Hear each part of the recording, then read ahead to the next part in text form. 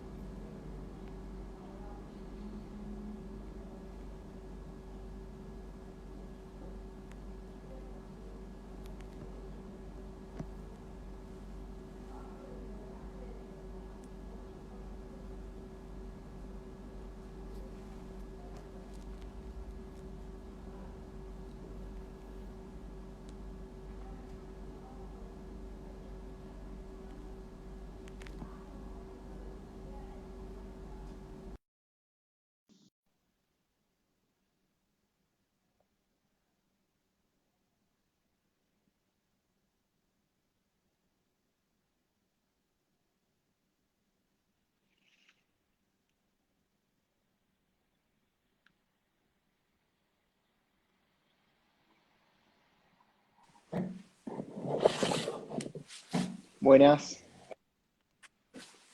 Hola, ¿qué tal? ¿qué tal Diana? ¿Cómo va? Bien, ¿se ve bien? Bien, bien, se ve bien. Desde el exterior, ¿Cómo? desde el Ahí está. exterior, ¿te encontrás? Sí, estoy afuera. Por razones familiares, mi hija tuvo mellizos y me tomé el último avión antes que se cerrara aeropuertos.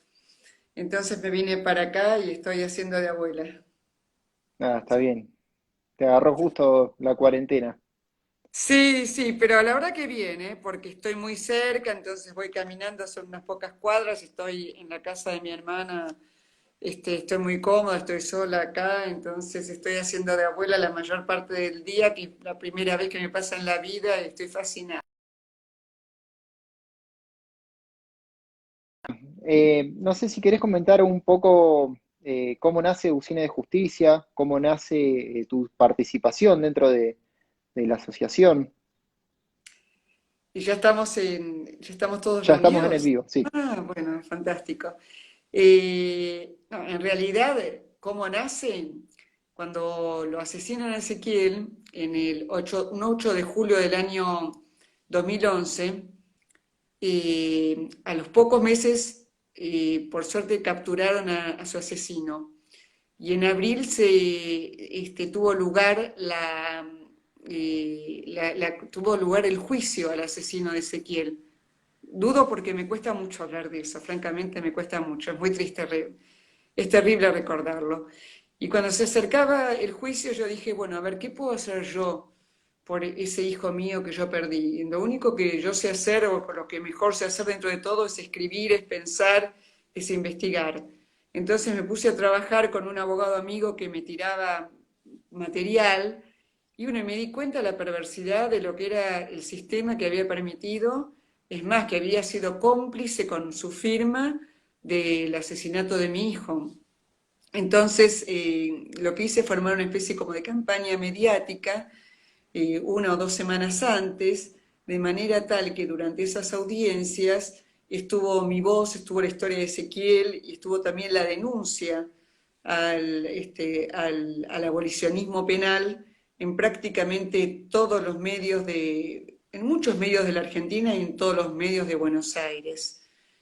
Bueno, finalmente se condenó al asesino de mi hijo. Al principio es lo que se hace siempre. Al principio fue esa pena perpetua que no existe, por otro lado, pero después se la rebajaron, porque en realidad al principio fue condenado por criminis causa, ¿eh?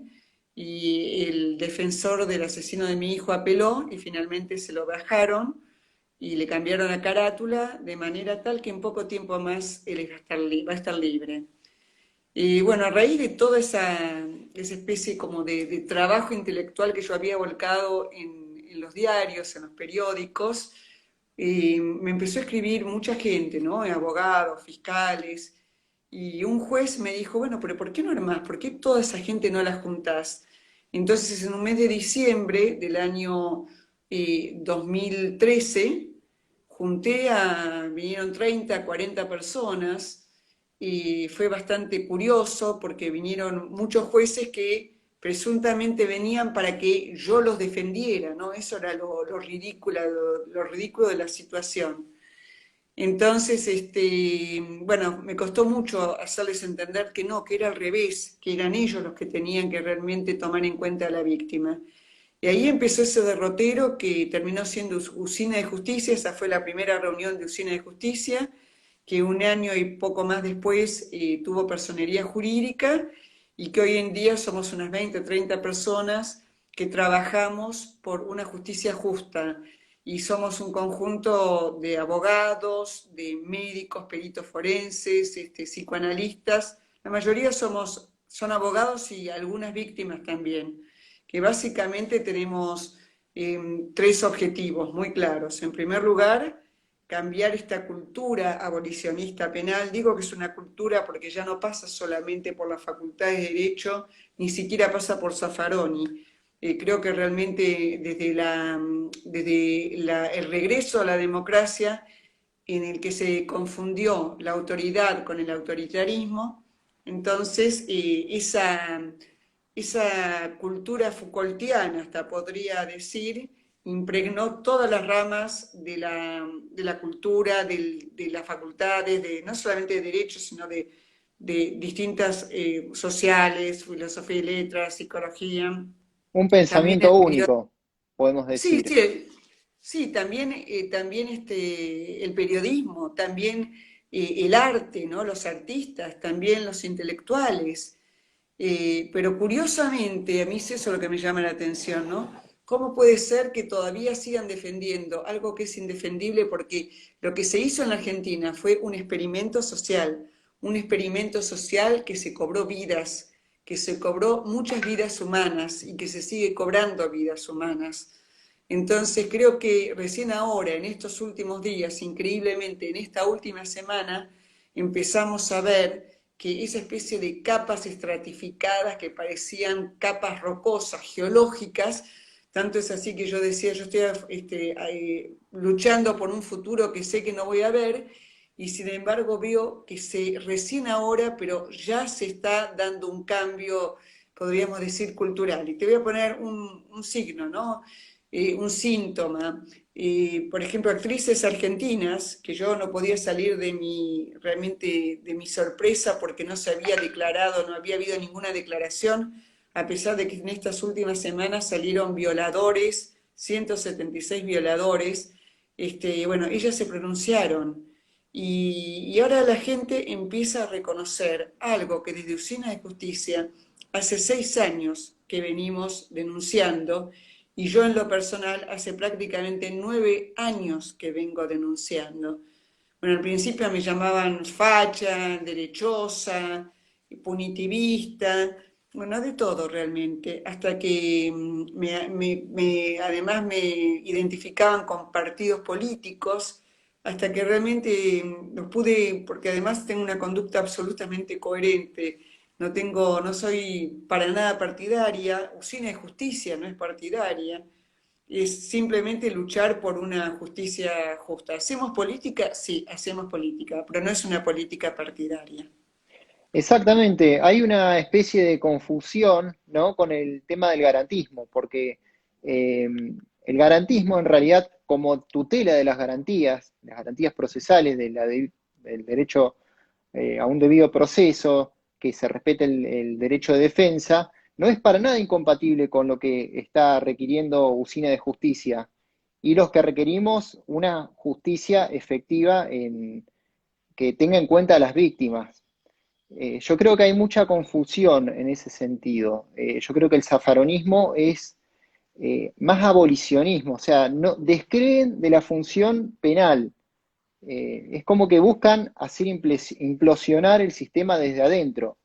Por supuesto, por supuesto. Sí, Martín, pero hay que tener en cuenta que no es solamente Zaffaroni, porque Zaffaroni acá aparece como el malo de la película. Obviamente, él tuvo bueno, realmente la capacidad, hay que reconocerlo, esa capacidad perversa, para poder implantar su propia doctrina, que tampoco es una doctrina Zaffaroni, porque cuando vos lees libros de otros autores europeos, Ferrajoli, es una copia de Ferrajoli, pero encima es una mala copia de autores europeos. Como diríamos en lenguaje coloquial, es trucho, es una truchada, realmente es un producto, es un producto, una imitación burda de lo que es la doctrina, por ejemplo, de Ferrajoli. Pero no es él el único. ¿Por qué? Porque todo lo que sería los liberales de izquierda, que es sobre todo la corriente anglosajona, y que incluso podríamos ubicar ahí al ministro de Justicia del gobierno saliente y también a autores constitucionalistas como puede ser Gargarella, digo para que no pongamos todo solamente en Zaffaroni, también piensan algo parecido. Básicamente, ¿cuál es el sentido del derecho penal para aquellos liberales de izquierda? Bueno, por lo menos para un movimiento que es aquel que impera en la Argentina, solamente tiene un sentido de preventivo, ¿no? Preventivo, es decir, se castiga a alguien para que no pueda concretamente seguir ejerciendo el delito.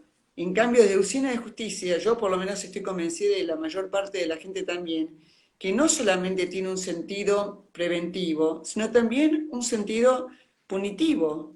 Pero no es punitivo porque además hablamos de punición y es una palabra cuando hablamos de castigo, que también lo menciona la propia Constitución Nacional. No es un castigo como se pensó en el siglo XVIII, cuando se escribió gran parte de lo que sería el derecho penal.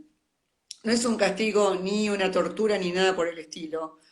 Es estar apartado para poder también elaborar a través de la soledad y a través del tiempo lo que significa eh, quitar una vida, porque nosotros estamos hablando de delitos muy graves, como es el caso de aquellos que nos reúnen en Cine de Justicia.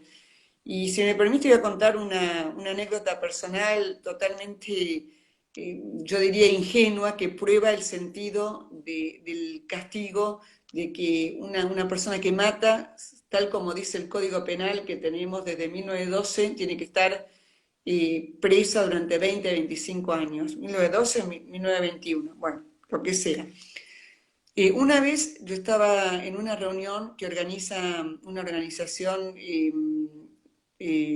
bueno, Renacer, que seguramente muchos de ustedes conocen, que nació en Córdoba y que reúne a padres y madres que perdieron un hijo. Y yo estaba en una actividad que es un taller que en realidad ordenan a los padres según el tipo de muerte que tuvo el hijo. Entonces yo estaba en un taller de homicidio y la persona que lo llevaba adelante, cuando terminó la actividad, me acerco y le digo, decime, le digo, la verdad, le digo, ¿vos pudiste perdonar al asesino de tu hijo? Me dice, mira, dice, yo lo pude, mi hijo se murió hace 25 años ya, y yo lo pude perdonar recién hace un año, 2 años. Y yo pensé, uy, digo, que realmente qué sabia que es la ley, ¿no? O sea, qué sabio que fueron esos legisladores que dieron ese tiempo de la pena. ¿Por qué? Porque obviamente esta señora que no sabe nada de derecho, ni tampoco sabe ni de abolicionismo, ni de garantismo, ni de nada, ella en su fuero íntimo, en lo personal, necesitó de un periodo tan pero tan prolongado como para poder, bueno, aceptar esa actitud. Y lo mismo pasa con una persona que está presa. Lo que pasa que en la Argentina, y voy a decir algo políticamente incorrecto, porque además yo me la paso diciendo cosas políticamente incorrectas, con el sistema progresivo de la pena, apenas un individuo entra en la cárcel, y yo lo dije en un artículo mío hace bastante tiempo, o sea, los antecedentes no son válidos. ¿Por qué? Porque nosotros tenemos un derecho penal de acto y lo que se cuenta es el acto. Ahora, una vez que entran en la cárcel, lo único que cuenta es el derecho penal de autor. ¿Por qué? Porque ahí lo que empieza es hacer mérito para salir lo antes posible. Entonces es como aquella persona que tiene que hacer una carrera y entonces empieza a dar materias libres o hacer cursos en verano para poder salir antes. Tanto es así que yo hace un tiempo, hace unos meses, tuve una reunión con el defensor del asesino de mi hijo y uno de los puntos en cuestión es que le estaban dando en el programa de estímulo educativo, le estaban dando puntos porque había hecho un curso sobre cómo, en qué consistía la carrera o el curso que él iba a hacer adentro de la cárcel. Entonces yo decía, pero esto es como hacer el ingreso a la facultad, es hacer el CBC y que ya te estén contando como parte de la carrera. Uno primero termina el Claro. CBC y después hace la carrera. No, resulta que acá, en el sistema que realmente es un sistema perverso, lo que hacen es incluir ese curso de introducción a la carrera como si fuera parte precisamente, o al curso como si fuera parte del curso mismo y por lo tanto le dan puntos. Digo que es perverso porque, entre otras cosas, incluye la carrera de Derecho, que lo único que hace es formar abogados que, como conocen bien el sistema carcelario desde adentro, entonces después asesoran y cobran a delincuentes. Sí, inclusive también una cuestión que tenemos que tener en cuenta es que la pena tiene una finalidad que es la de, a ver, entre tantas otras finalidades que tiene la pena, es la de evitar la justicia por mano propia. Eh, yo creo que lo que ha pasado con los linchamientos hace 4 o 5 años, que habían linchado a un delincuente en Rosario, tiene, o sea, da cuenta de algo, da cuenta de que hay una justicia que en realidad no está siendo bien canalizada, una necesidad de justicia que no está siendo canalizada por las instituciones actuales. Por supuesto, es más, cuando se hicieron en los últimos años, según los propios índices que en su momento hacía el Ministerio de Justicia, cuando estaba Zaffaroni ahí, y después hizo el Consejo de la Magistratura, lo que aumentaba cada vez más era la venganza privada, o la venganza, muchas veces lo llaman homicidio en riña. Lo que pasa es que yo sospecho que ponen homicidio en riña porque el homicidio en riña permite dividir la pena en aquellos que participaron. Entonces, de esa manera, como a cada uno le queda menos de 3 años, entonces nadie va preso. Eso fue, por ejemplo, lo que se hizo en el caso de un chiquito que murió en un kiosco en la calle, en Libertador y Coronel Díaz, bueno, por ahí, en ese barrio, donde finalmente salieron todos indemnes y nadie fue preso. Pero hay una cosa que es fundamental. Yo esperé y confío a pesar de todo, por lo menos no confío, pero sigo luchando por la justicia. Pero si yo hubiera estado, no sé, yo me imagino, ¿no? En un barrio carenciado, un chico, ¿no? De 20, 25 años que le matan al hermano, salvajemente en un acto de injusticia. ¿Vos te pensás que ese chico va a esperar que se haga justicia por el hermano? Ese chico va y toma la justicia en sus propias manos, porque el problema del abolicionismo penal es que trabaja con un ideal de la condición humana que no existe. Y en ese ideal lo que está es un ideal donde de alguna manera se arranca el deseo de venganza, que para nosotros es una mala palabra. ¿Pero por qué es una mala palabra? Porque en realidad la justicia por mano propia es precisamente un acto de venganza. Hasta el siglo XVII, hasta la creación del Estado moderno, el sujeto individual, ejercía la venganza por mano propia. Precisamente el sentido del Estado fue el de asegurarle al sujeto de que si le cedía la acción vindicativa y la ponía en manos del Estado, entonces el Estado lo iba a proteger a cambio de que ese sujeto, de que el individuo no cometiera la venganza privada. Es así como la venganza privada se transformó en la justicia pública. Ahora, ¿en qué situación nos encontramos con el abolicionismo? Que el individuo ha incorporado en la mayor parte de los casos el control inhibitorio que nos prohíbe matar. Pero por otro lado, el Estado ya no nos protege. Entonces nos quedamos sin la capacidad de venganza, ni propia ni aquella que nos prometió el Estado. Entonces las víctimas y la sociedad fue engañada.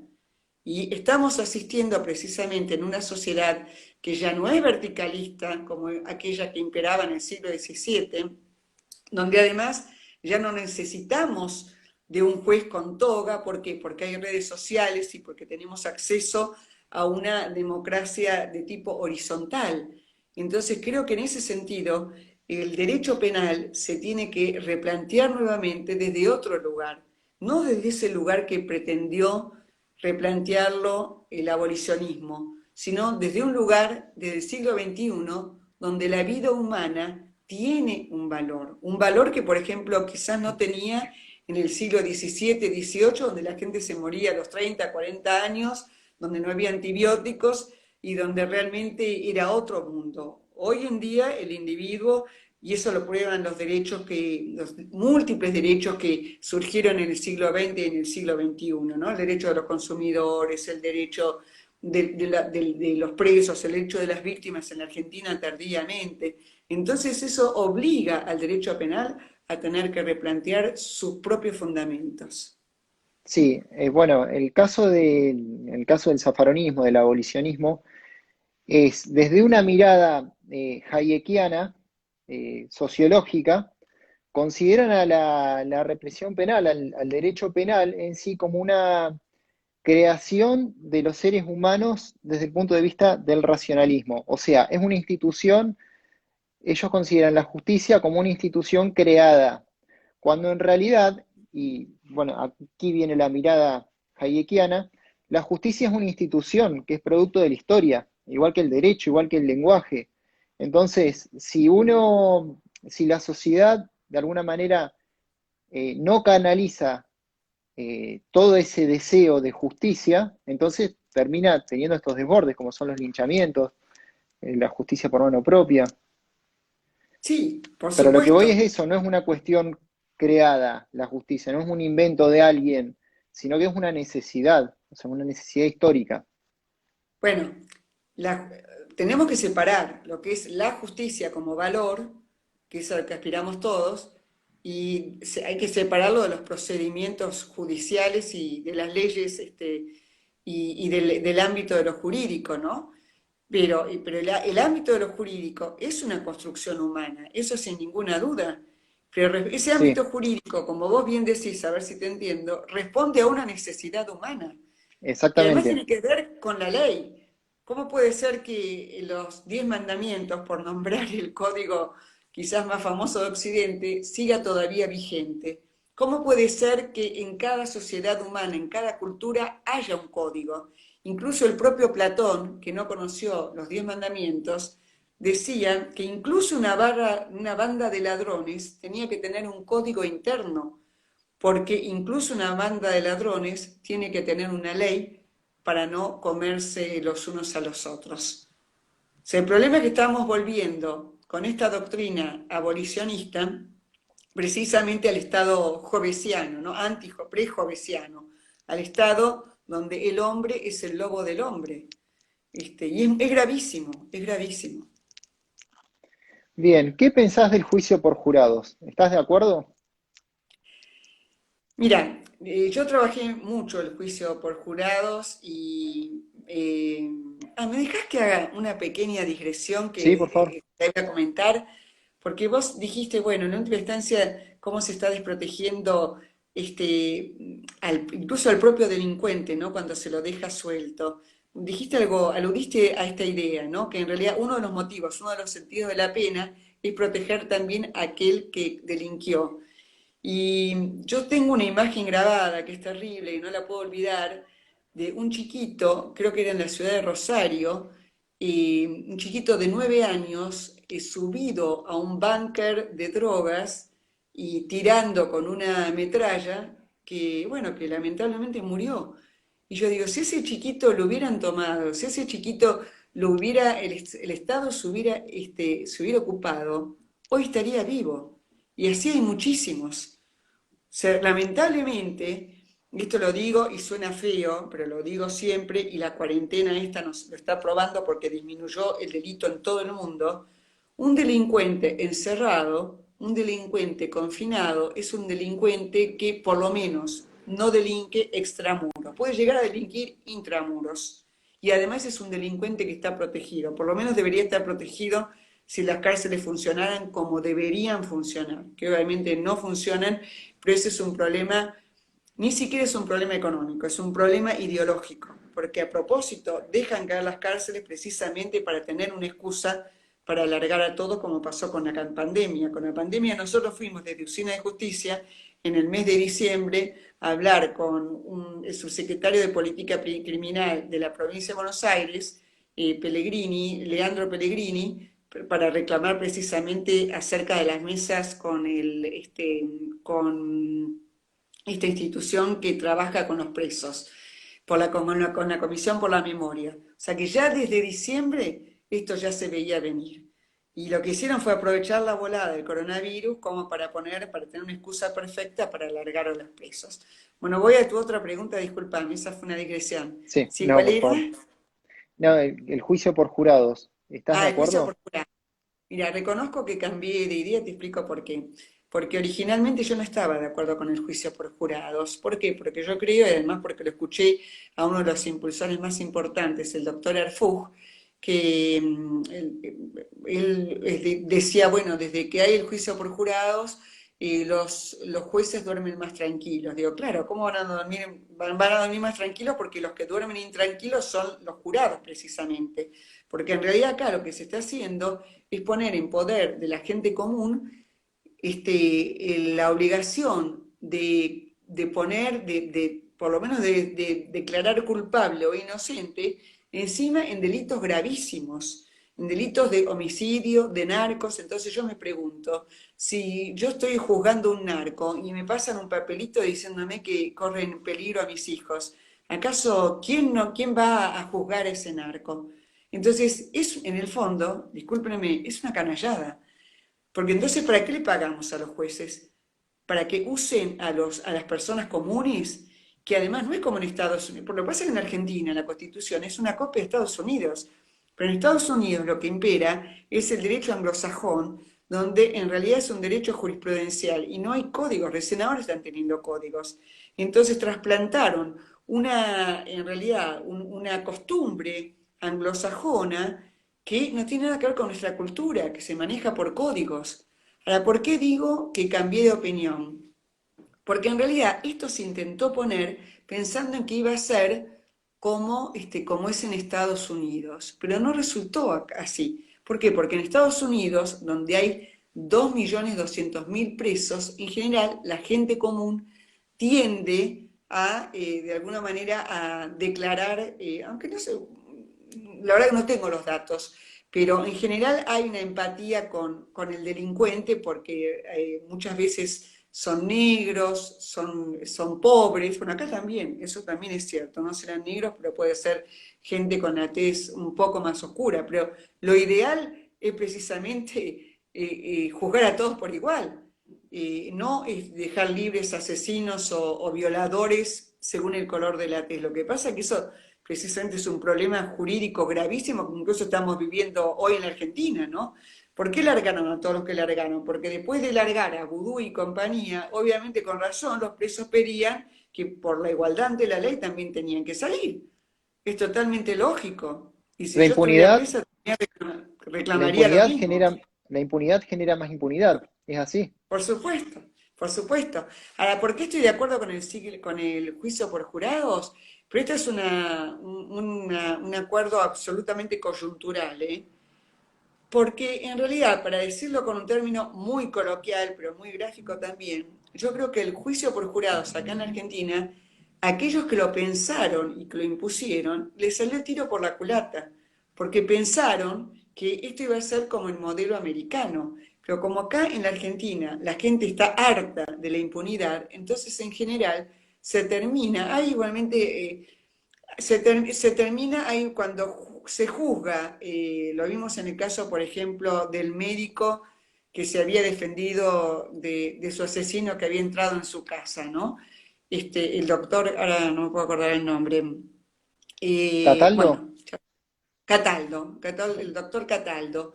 Y vos fíjate que fue unánime la, la decisión del jurado. No, me trabé por lo siguiente. Ahora lo que veo, el otro día estaba leyendo que aparentemente quieren cambiar la exigencia, la condición de unanimidad. ¿Por qué? Porque como se dan cuenta que de esta manera están declarando culpables a muchas personas que al juicio de los abolicionistas deberían ser declaradas inocentes, entonces están intentando anteponer una serie de condiciones para cambiar los resultados que de hecho se están dando en la justicia. Lo que pasa es que también depende mucho del tipo de delito, ¿no? Yo recuerdo el primer caso que hubo en la provincia de Buenos Aires de juicio por jurado, que además no es escabinado como en Córdoba, entonces en ese sentido también le da, no hay ningún tipo de injerencia de los jueces.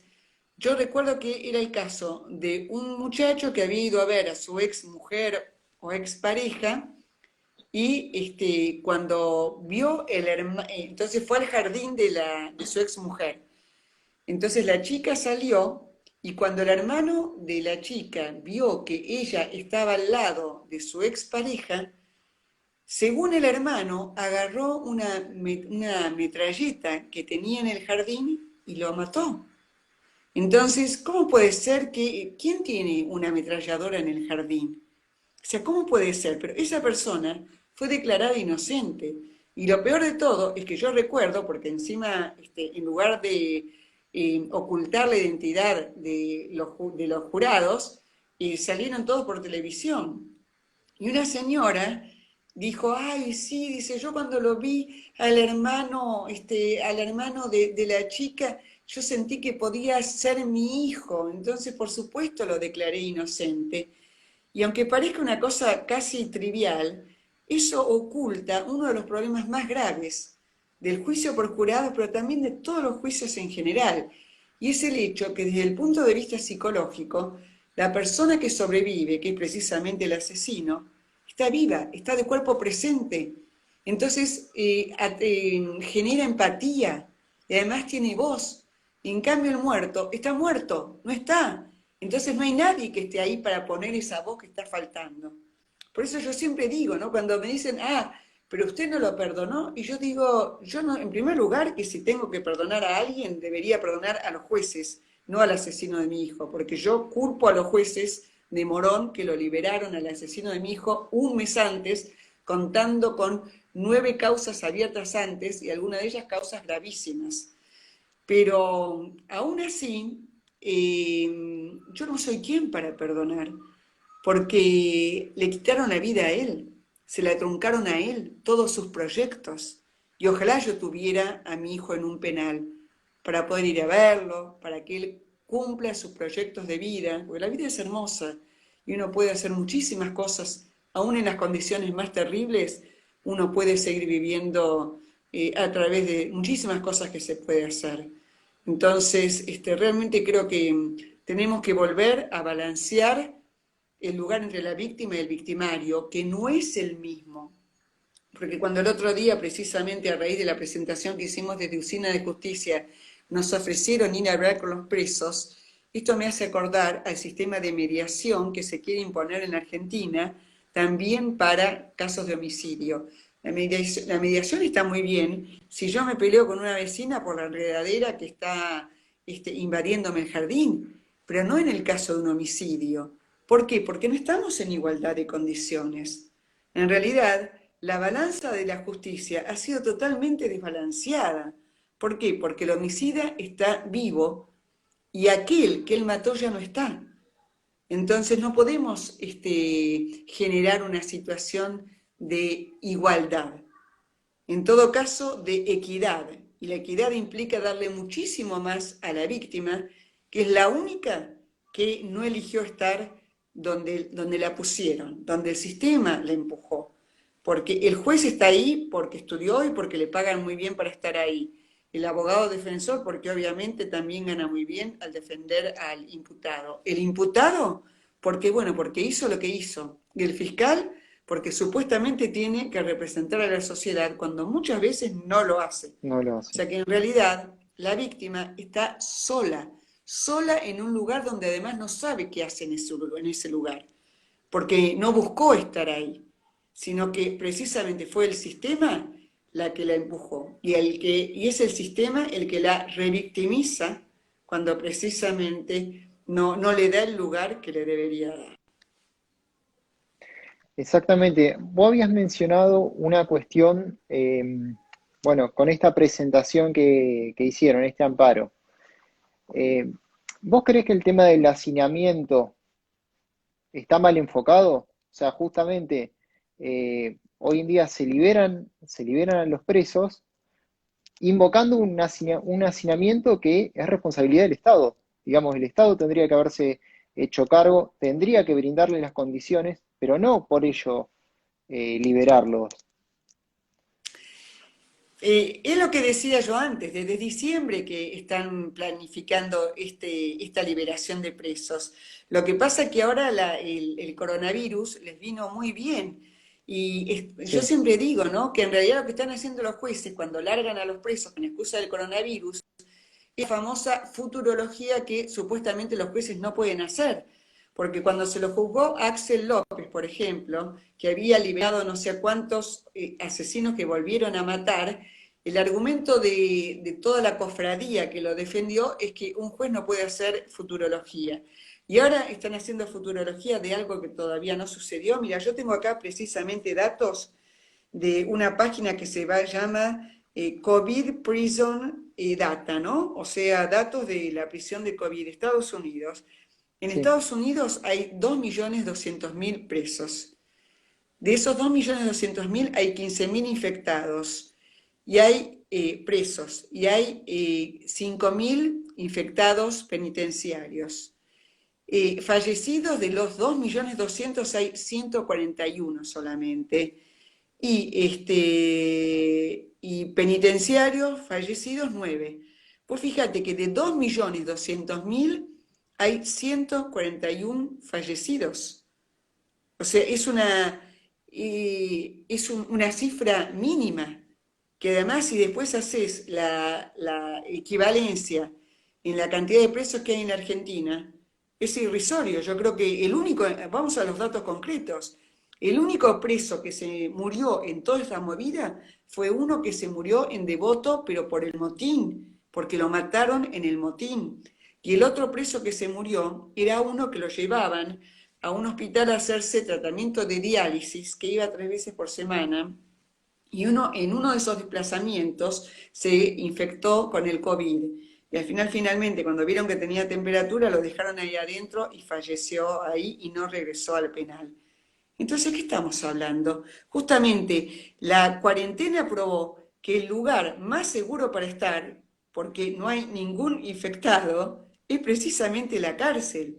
Y no solamente es el lugar más seguro para ellos, también es el más seguro para el resto de la población, porque vos fijate que disminuyeron en toda Latinoamérica, pero también en España, en Estados Unidos, es decir, en todos los lugares. No hablemos de Cuba, no hablemos de Rusia, no hablemos de Irán, porque obviamente ahí ningún violador u homicida está suelto, ¿no? Pero en todas las democracias occidentales, incluso en Nicaragua, en países de Latinoamérica con una tasa de delito altísima. En Latinoamérica viven el 8% de las personas y se cometen el 35% de los homicidios. Bueno, esa tasa de homicidios bajó abruptamente con el coronavirus. Ahora, ¿en qué situación nos encontramos ahora? Que estamos los que obedecemos la ley adentro y aquellos que mataron o violaron afuera. Y aparte con Claro. los efectos prácticos que esto trajo. Mandaron a un tipo que había violado, a un violador, a un abusador, lo mandaron a su casa donde hay 5 menores. A un individuo que estaba preso por violencia de género, lo mandaron a su casa donde terminó matando a la mujer.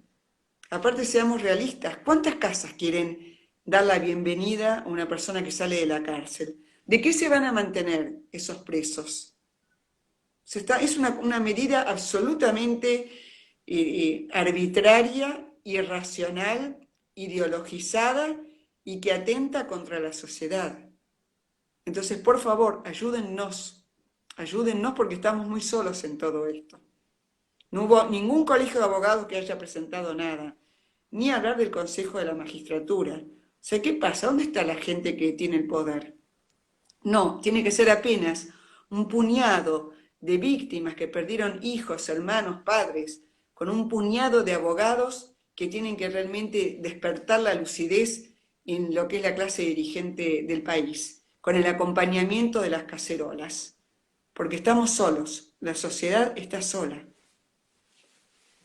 Bueno, Diana, muchas gracias por tu participación.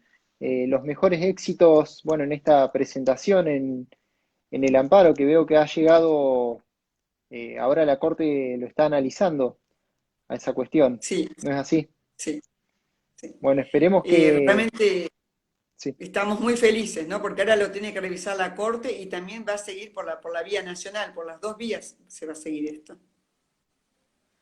Bien, bueno, esperemos que entonces los derechos de las víctimas estén resguardados. Y bueno, desde ya muchas gracias por todo el trabajo que están haciendo. O sea, porque es un trabajo que realizan para toda la sociedad.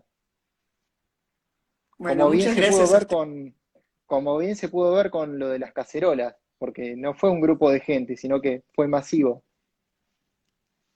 Sí, muchas gracias a ustedes por darme este lugar y hay que seguir luchando por los propios valores. Muchas gracias. Gracias. Gracias a todos.